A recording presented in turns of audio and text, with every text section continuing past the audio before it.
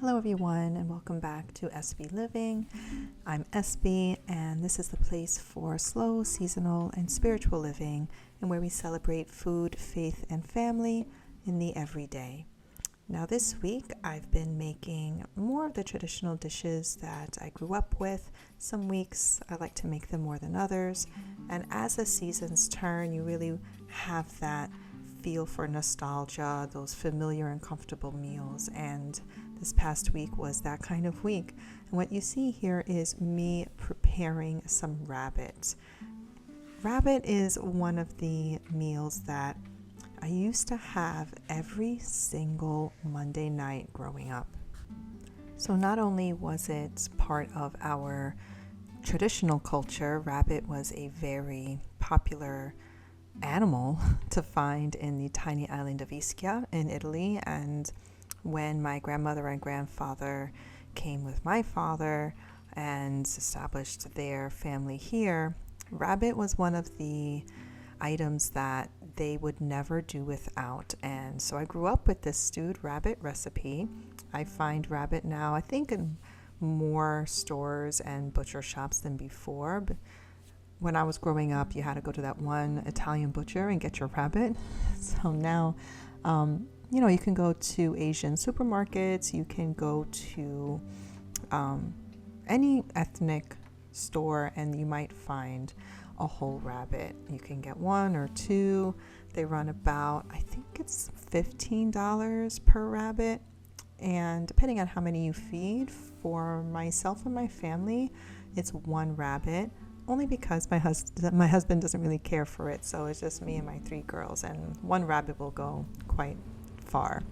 And the reason why this is something that I like to continue is the same reason why all families like to continue traditional meals, right?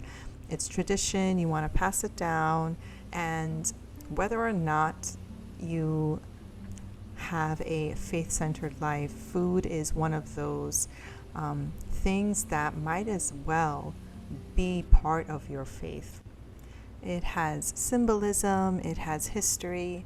This kind of meal, I know, has been prepared this same exact way for, I would even dare, hundreds of years maybe, right? Because it's the most simplest thing. Onions, garlic, stewed rabbit, put some wine in there, add some vegetables, whatever's in season. I like to have peppers. And this is your meal.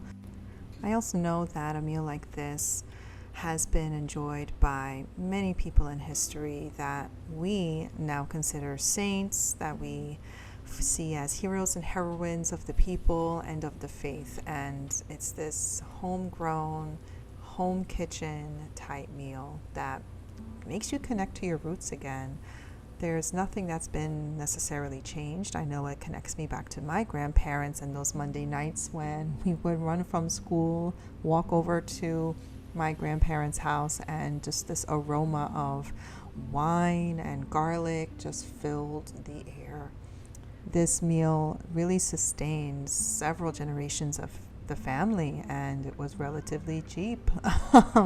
Now I think it would be considered a delicacy. You would go to a restaurant and see this. It's like, oh wow, that's really cool. Meanwhile, this was poor people's food. So I like to make it because my children should know, where they come from and why these meals are important, but they should also know how to make it as well. And the more that my children see me in the kitchen and they like to say, "Mommy, can I help?" they'll learn how to make this, I'm pretty sure. And the reason why this meal is also really important is because it's so unique. I think people would say that Italian cuisine has become so mainstream, especially in the United States, where there's so many Italian American restaurants and stores and culture. I think it's its own culture by now, but this Italian stew really is authentic Italian. I would even go so far as to say provincial food. When you think about the ingredients and you think about how it's made, this is typically made over an open fire. This is made with herbs and vegetables that would have been grown right next door to the farm, right? So if you've never had this before, I really implore you, just try it. It tastes just like chicken. And it's also something that is new, but why not? Why not try something different? Why not try something that you can say, yeah, I had it, I made it, and it turned out well.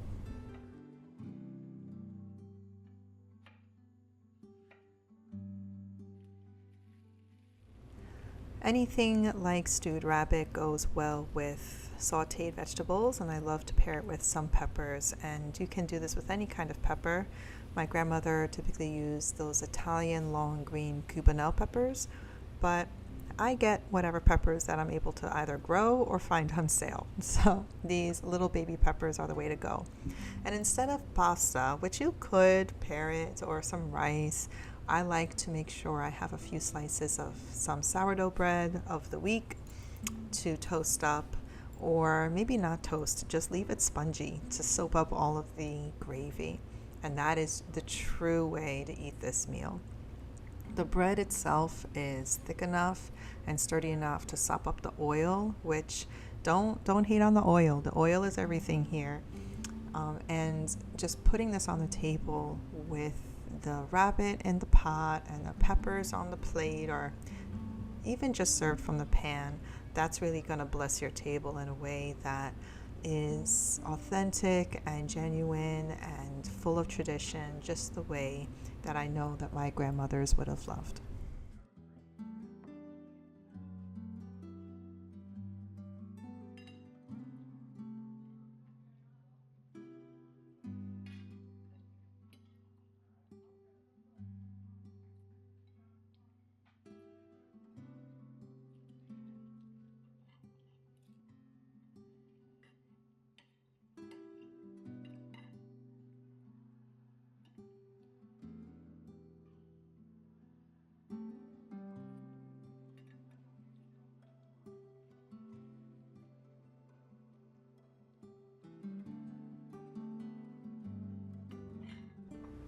So another meal that I make, maybe not so often lately, but I know that I enjoyed several times growing up, is chicken Francese. And I will say that we had veal Francese more so than chicken, only because chicken breast was not really a cut of meat we enjoyed in my house. And I know that that might be so shocking. Oh, chicken breast, isn't that just that's basic food? But it really wasn't.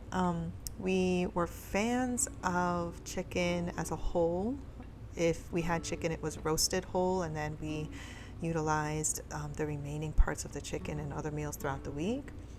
But then it was meat like game, some rabbit, some venison.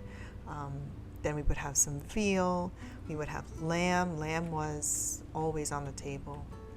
But I like to make things a little bit lighter. All that red meat just can't be that good for you. As much as we followed a Mediterranean diet, I think that when both sides of my family were able to settle in the United States, just the prosperity of America really made it a delicacy to enjoy meat on a level that they've never had before. You're talking poor farmers and poor fishermen who were really struggling on a daily basis, and when they had meat on the table, it was more so for a celebration than anything else. And when you come to a new country, new society, new economy, and you're taking advantage of, at least in my family, the restaurant business, you find yourself surrounded by the opportunity to have a lot more meat on your table. And so my grandparents and my parents really did not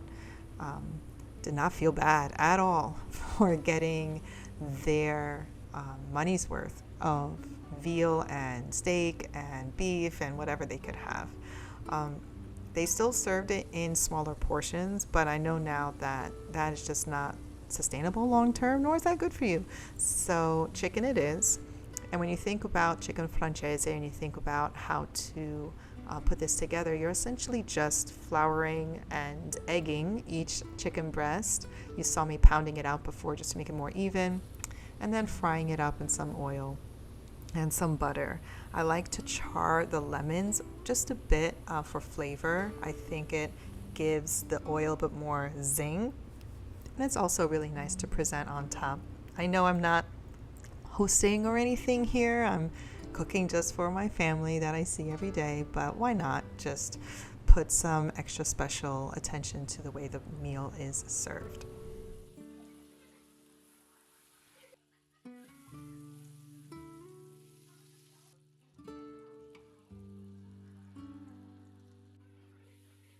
So typically when you cook any sort of meat in Francese style, you want the gravy to be really dedicated to the meat. But I like to, again, use what I have to the biggest extent possible. And if I'm already cooking in a pan, why not make any gravy into a sauce for some pasta? So after I diluted the gravy a bit, and as you saw, I used a lot more butter than I should have just to thicken it up. I am going to boil some pasta. I like to use short shapes for this one, just so that the sauce gets into every groove. I'm going to use some wine just to deglaze and to give it that just background flavor that you can't find in any way else without using wine. And again, with my penchant towards vegetables and really filling up a meal, I like to add chickpeas, and if I really had them, I would have added cannellini beans. They would just be smoother, but didn't have them, so chickpeas it is. Some chives went in here, and as that boils down and the pasta goes in, it's going to turn into this silky smooth sauce. So this is how you turn any gravy into a sauce for pasta that therefore you can put as a bed for anything like the chicken francese that I had or any other meat. It's a way of extending a meal and using what you have. And you can do this with any other sort of vegetable too. Seasonally, you can do any root vegetable, you can do peas, you can do squash, anything at all of your liking. And this meal turns into something that the entire family will enjoy.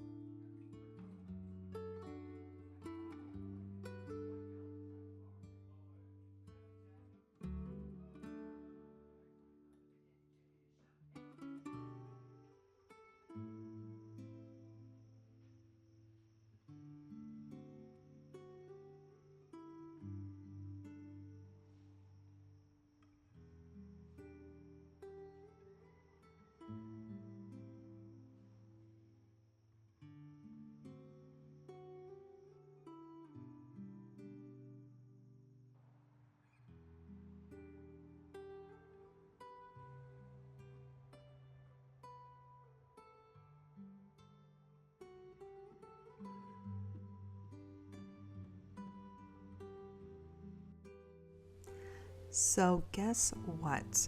I don't drink coffee all day, which is something that I also grew up with, and a tradition that I decided I just could not keep up with. Otherwise, I would be awake all day with migraines all day. So I do enjoy in the afternoon a cup of tea, and I like to alternate. And you find this a bit more popular now in Spain or Italy or even Greece, where espresso every other hour isn't necessarily as popular now as it was before, but tea is becoming a new way of enjoying the afternoon merenda, or otherwise known as the break or the snack.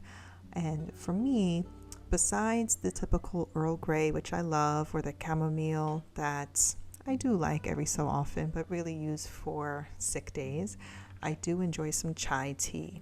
There is something about the spices and the different blends that you can get that really settle your stomach and also just warm you up. And in the fall, chai tea to me is better than pumpkin spice. Yes, I said it. I am that girl, right? So I like to get a variety sometimes. I love sample boxes. I get easily bored when it comes to food in the kitchen. So with my tea, I think this is a really good way. You simply just heat up milk and water. It's like a 1-to-1 ratio, and just let the loose chai tea leaves settle into the pot, and there you have it. You just enjoy it with some milk.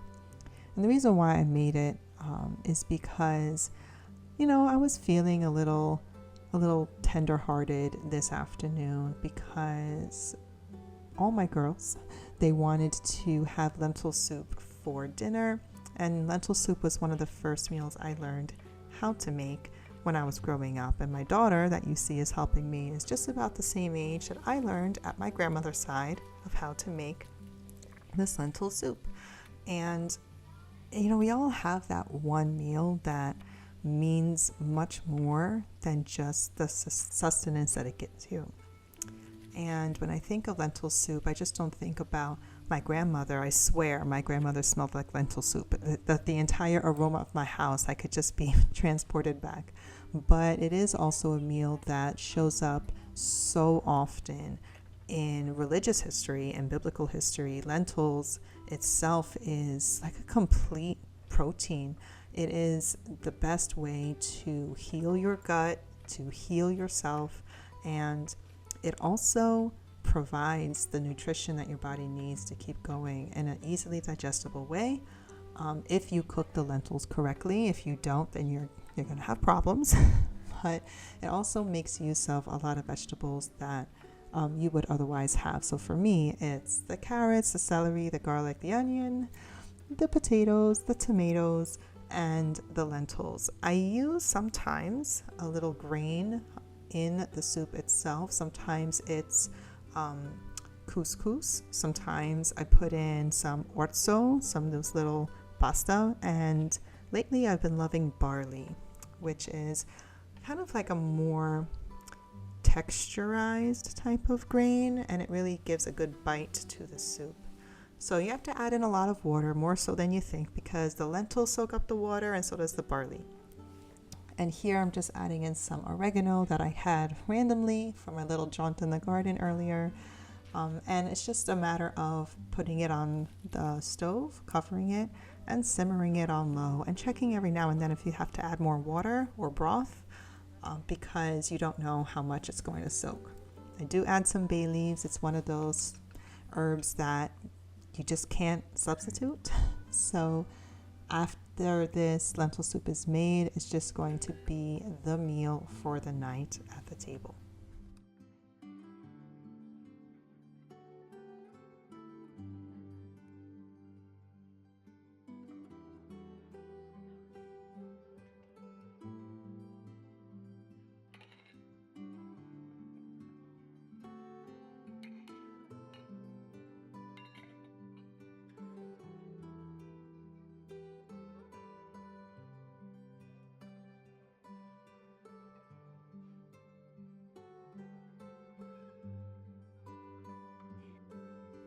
As I finish up this meal, while we put some cheese on top, I want to wish you a really blessed week, and I hope you have found inspiration in this video for you to make the most out of your kitchen and your family meals. God bless and stay safe.